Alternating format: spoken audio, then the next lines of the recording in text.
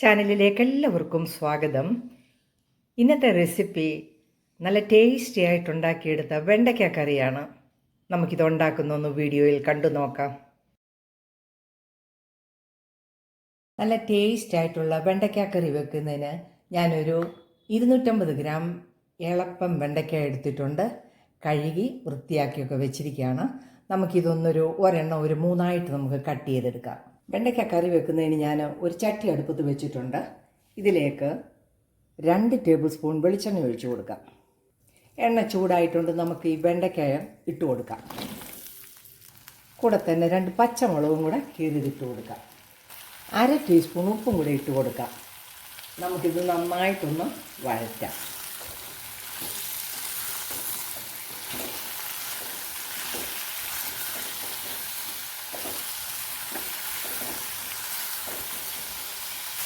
നമുക്ക് ഒരു തണ്ട് കറിവേപ്പിലയും കൂടി ഇട്ട് കൊടുക്കാം. ഈ കറിവേപ്പില ഞാൻ ഒരു 2 ആഴ്ചയായിട്ടുണ്ട് കുപ്പിക്കകത്ത് ഇട്ട് വെച്ചിരിക്കുകയാണ്. ഒരു കളർ വ്യത്യാസമോ ഒന്നും വന്നിട്ടില്ല. വഴറ്റി കൊടുക്കാം. വെണ്ടയ്ക്ക വഴന്ന് വരുമ്പോഴത്തേക്ക് നമുക്ക് അതിൻ്റെ അരപ്പും കൂടെ റെഡിയാക്കാം. മിക്സിയുടെ ജാറിലേക്ക് 1 കപ്പ് തേങ്ങ ഇട്ട് കൊടുക്കാം. 1/2 ടീസ്പൂൺ മഞ്ഞൾപ്പൊടി ഇട്ട് കൊടുക്കാം. 3/4 table spoon Kashmiri chilli powder ഇട്ട് കൊടുക്കാം. 1 ടീസ്പൂൺ പെരിഞ്ജീരകം ഇട്ട് കൊടുക്കാം. 1/2 ടീസ്പൂൺ മല്ലിപ്പൊടി ഇട്ട് കൊടുക്കാം. ഒരു ചെറിയ കഷ്ണം പുളിയും കൂടി ഇട്ട് കൊടുക്കാം. നമുക്കിത് നല്ല വെണ്ണ പോലെ ഒന്ന് അരച്ചുകൊണ്ട് വരാം. നന്നായിട്ട് നമ്മളത് അരച്ചെടുത്തു. ഞാനെപ്പോഴും വീഗാർഡിൻ്റെ മിക്സിയെ ഉപയോഗിക്കാറുള്ളൂ. നല്ല മിക്സിയാണ്. നമുക്കിതൊന്ന് മാറ്റി വെക്കാം. വെണ്ടയ്ക്ക നല്ലപോലെ വഴന്നിട്ടുണ്ട്. നമുക്കിത് കോരിയെടുക്കാം. നല്ലപോലെ വഴറ്റിയ വെണ്ടയ്ക്ക നമ്മൾ കോരിയെടുത്തിട്ടുണ്ട്.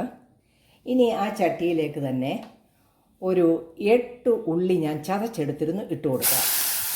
ഫ്ലെയിം നല്ലപോലെ കുറച്ചാണ് വെച്ചിരിക്കുന്നത്.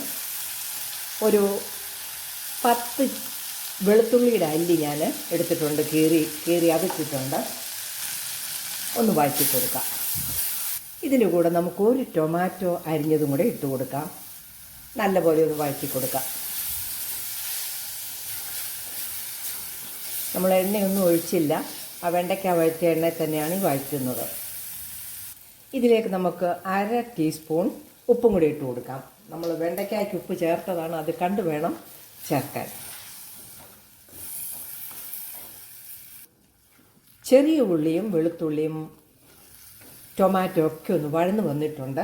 ഇതിലേക്ക് നമുക്ക് അരച്ചെടുത്ത് വെച്ചിരുന്ന അരപ്പും കൂടി ഒഴിച്ചു കൊടുക്കാം. നമുക്ക് ആ മിക്സി കഴുകിയ ഒരു ശകലം വെള്ളവും കൂടെ ഒഴിച്ചു കൊടുക്കാം. നന്നായിട്ടെല്ലാം കൂടി ഒന്ന് ഇളക്കി കൊടുക്കാം.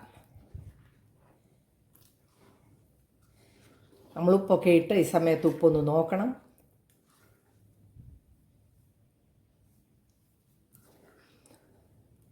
ശകലം ഉപ്പും കൂടെ വേണം. നന്നായിട്ട് ഇളക്കി കൊടുക്കാം. വെണ്ടയ്ക്ക ഇഷ്ടമില്ലാത്തവർക്ക് പോലും ഈ വെണ്ടയ്ക്ക പാൽക്കറി ഭയങ്കര ഇഷ്ടമായിരിക്കും. നല്ല ടേസ്റ്റാണ്. നമുക്കിതൊന്ന് തിളയ്ക്കാനായിട്ട് ഫ്ലെയിം ഇച്ചിരൊന്ന് കൂട്ടി വെക്കാം. നമുക്ക് കറിയൊന്ന് നോക്കാം. നന്നായിട്ട് പതഞ്ഞ് വന്ന് തിളച്ചിട്ടുണ്ട്. ഇതിലേക്ക് നമുക്ക് വഴറ്റി വെച്ചിരുന്ന വെണ്ടയ്ക്ക ഇട്ട് കൊടുക്കാം. എല്ലാം ഒന്ന് ഇളക്കി കൊടുക്കാം. ഫ്ലെയിം നമുക്ക് ഓഫ് ചെയ്തും കൊടുക്കാം. നല്ല വെണ്ടയ്ക്ക കറി റെഡിയായിരിക്കുകയാണ്. നമുക്ക് ഈ വെണ്ടയ്ക്ക കറിയിലേക്ക് ഒരു നുള്ള് ഉലുവപ്പൊടിയും കൂടി ഇട്ട് കൊടുക്കാം. നന്നായിട്ടൊന്ന് ഇളക്കി കൊടുക്കാം.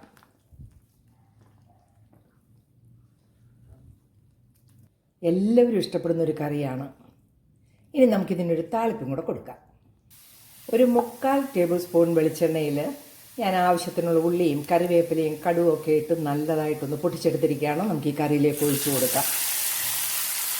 നമുക്ക് അടച്ചു കൊടുക്കാം. കറി ഒന്ന് ഇളക്കാം. അങ്ങനെ നല്ല സൂപ്പർ ടേസ്റ്റിൽ നമ്മൾ വെണ്ടയ്ക്ക മപ്പാസ് ഉണ്ടാക്കിയെടുത്തിരിക്കുകയാണ്.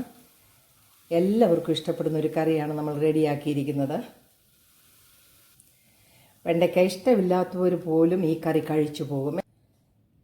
എല്ലാവരും ഒന്ന് ട്രൈ ചെയ്ത് നോക്കണേ. നാളെ നല്ല കേരള റെസിപ്പീസുമായിട്ട് വീണ്ടും നമുക്ക് കാണാം. താങ്ക്